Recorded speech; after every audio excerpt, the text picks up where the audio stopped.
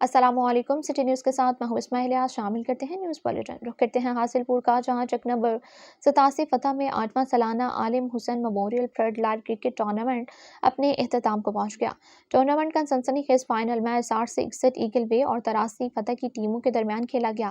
Final में 60 से 61 eagle वे की टीम ने पहले बैटिंग करते हुए मुकर्रर ओवर्स में 198 रन का हदफ दिया। मैच में दोनों टीमों ने शानदार खेल का मुजाहरा किया, जिससे शायकीन क्रिकेट खूब महसूस हुए। 8 रोज तक जारी रहने वाला इस फ्लड लाइट टूर्नामेंट में 48 टीमों ने शिरकत की, जिससे इलाके में खेलों के फरोग और नौजवानों की दिलचस्पी का भरपूर इजहार हुआ।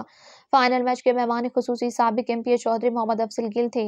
इस मौके पर उन्होंने खिताब करते हुए कहा कि जीतने वाली टीम और टूर्नामेंट इंतजामिया मुबारकबाद के मुस्तहिक हैं।